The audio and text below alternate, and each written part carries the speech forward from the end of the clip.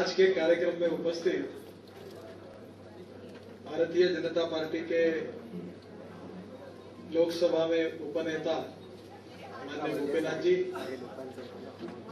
प्रदेश के अध्यक्ष माननीय सुधीर बाबू, माननीय एकनाथ जी, विनोद जी, मुंबई के अध्यक्ष राज पुरोहित जी, आमदार पाल हेगड़े, अतुल भटकळकर जी, उपस्थित सभी भारतीय जनता पार्टी के श्रेष्ठ नेतागण, जिन्होंने वैक्स की प्रतिकृति तैयार की है, बहुत अच्छी प्रतिकृति तैयार की है, ऐसे सुनील कंडलूर, सुभाष जी और उपस्थित सभी भाई और बहनों, जब ये वैक्स की अटल जी की प्रतिमा इसका उद्घाटन होने के बाद उसके बाजू खड़े होने का सौभाग्य हमें मिला, तब क्षण भर यह लग रहा था कि कहीं अटल जी हमारे बाजू में खड़े हैं। बहुत सुंदर अटल जी के चेहरे के ऊपर जो भाव है, उनके बाल है, उनके कपड़े, सब ऐसा लगता है कि बिल्कुल अटल जी खड़े हैं। और इतनी सुंदर कलाकृति हमारे सुनील जी ने बनाई है, इसलिए सबसे पहले मैं उनको बहुत बहुत धन्यवाद देता हूं। मैंने अभी सुधीर जी को कहा कि इसका मुझे फुल साइज फोटो निकाल कर दीजिए। मैं 15-20 दिन में दिल्ली में अटल जी के घर पर जाते रहता हूं और उनका स्वास्थ्य अच्छा नहीं है, पर जरूर मैं ये प्रतिकृति सुनील जी उनको फोटो के रूप में जरूर दिखाऊंगा और देखकर उनको निश्चित रूप से बहुत आनंद होगा। इतनी अच्छी कलाकृति आपने बनाई है। अटल जी हमारे सबके प्रेरणा स्रोत हैं। अटल जी का जीवन हमारे लिए आदर्श के रूप में है। अटल जी पार्टी के कार्यकर्ता के रूप में, गोपीनाथ राव जी ने बताया कि कितनी प्रतिकूल परिस्थिति में उन्होंने जनसंघ का, जनता पार्टी का और भारतीय जनता पार्टी का कार्य किया। जब लोकसभा में हमारे केवल 2 सदस्य चुनकर आए और अटल जी भी चुनाव हार गए, तब इस देश के पत्रकारों ने और कुछ नेताओं ने ये चर्चाएं शुरू की कि अब भारतीय जनता पार्टी समाप्त हुई।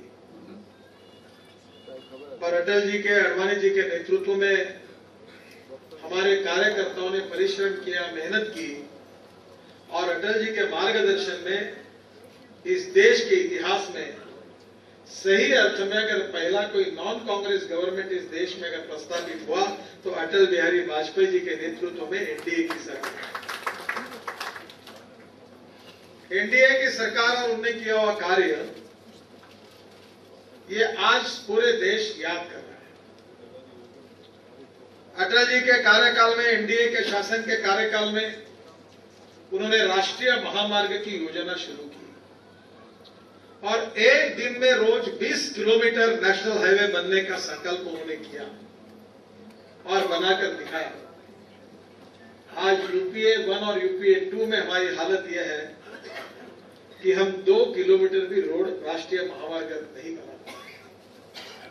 अटल जी इस देश के इतिहास के पहले प्रधानमंत्री हैं कि इस देश के 6.5 लाख गांवों में से 1,70,000 गांवों को अगर मजबूत रोड से बनाने का कार्य किसी दृष्टा नेता ने अगर किया है, तो प्रधानमंत्री ग्राम सड़क योजना की शुरुआत करके ये कार्य अटल बिहारी वाजपेयी जी ने किया। इसका मैं अभिमान करता हूं।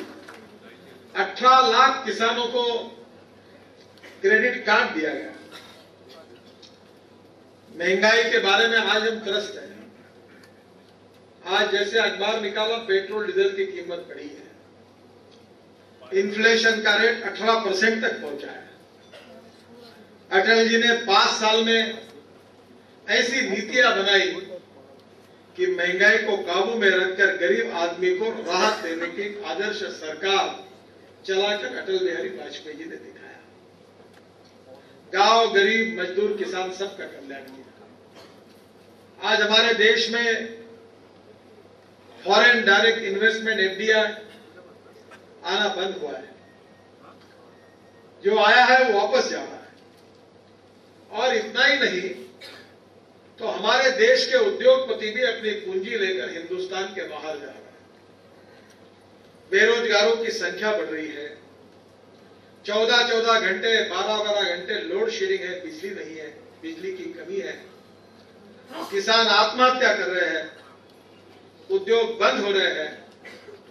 एक समय चाइना और हमारी तुलना हो रही थी, अब चाइना ने हमारी तुलना अगर करी होगी तो चाइना 4 गुना हमसे आगे चला गया। यूपीए 1 और यूपीए 2 में हम धनवान देश के साथ, धनवान देश होने के बावजूद भी आज हमारी हालत बहुत खराब हुई है। We are a rich nation with a poor population. देश धनवान है पर जनता गरीब है। और इसका सबसे बड़ा कारण है, अगर मुझे तो मैं देश की जनता को आह्वान करूंगा कि एनडीए के शासन कार्यकाल में जो अटल जी के नेतृत्व में हमारे सरकार की उपलब्धि थी और यूपीए 1 और यूपीए 2 में देश की हालत क्या है, इसके लिए हम चर्चा करें। आज देश की हालत बहुत कठिन समय से गुजर रही है।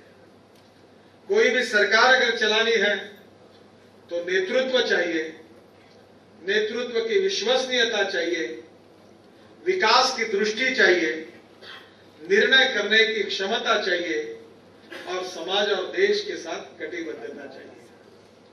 पांचों कसौटी पर अटल जी की सरकार को याद करिए।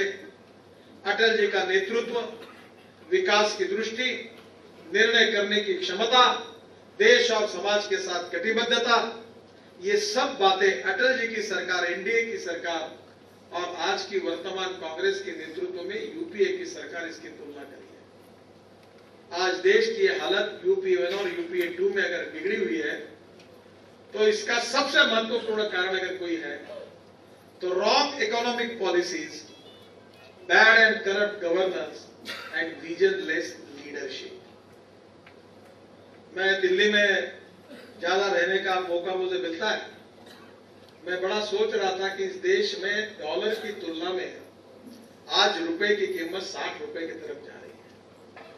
अटल जी का वो कार्यकाल था जब डॉलर की तुलना में रोज रुपया मजबूत होता था।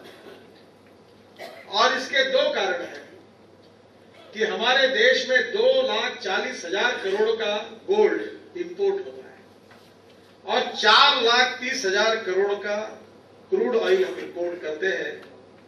और इन दोनों बातों के कारण हमारे देश की इकोनॉमी लगभग बर्बादी की तरफ जा रही है।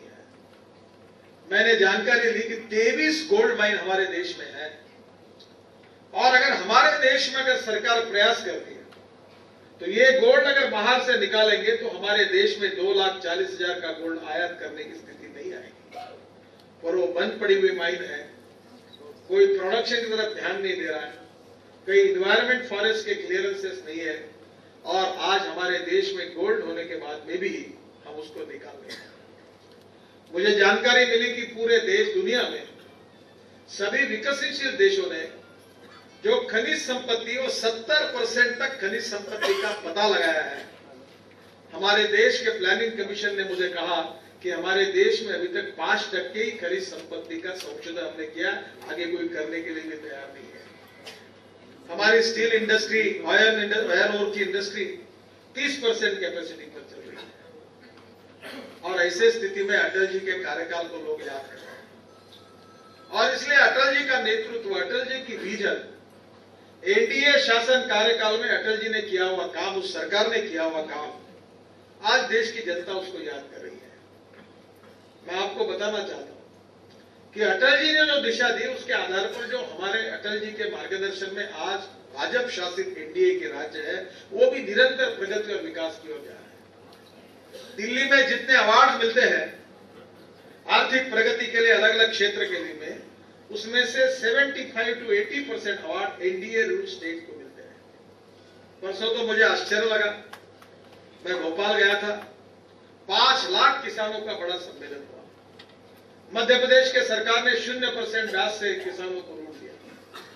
मैं जब से अध्यक्ष बना हूं तो मैं हर 2 महीने के बाद मुख्यमंत्रियों से चर्चा करता हूं कि आपका जीडीपी रेट कितना है, एग्रीकल्चर ग्रोथ रेट कितना है, हैप्पी ह्यूमन इंडेक्स कितना है, और लगातार करते रहता हूं। मुझे याद है कि मैं अध्यक्ष बनने के बाद 3 महीने में शिवराज सिंह चौहान मेरे पास आए थे।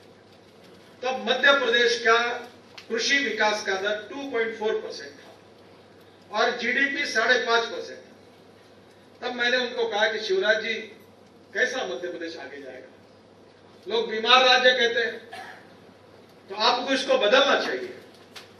तो मुझे कह रहे थे कि हमने क्या क्या करना चाहिए। मैंने बोला, आप इरिगेशन को बढ़ाइए, जो इंडस्ट्रियल इन्वेस्टमेंट आ रही है उसके तुरंत निर्णय करके उसको तुरंत आप चालू करिए।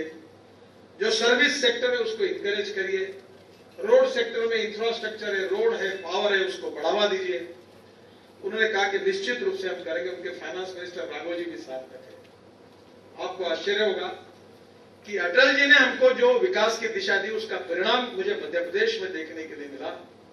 जो 2.4% का जो ग्रोथ रेट था, वो परसों जब एग्रीकल्चर ग्रोथ रेट, परसों जब मैं कार्यक्रम में गया तो उन्होंने मुझे कहा कि हमारा एग्रीकल्चर ग्रोथ रेट इस साल का देश में सबसे ज्यादा 18% एग्रीकल्चर ग्रोथ रेट है।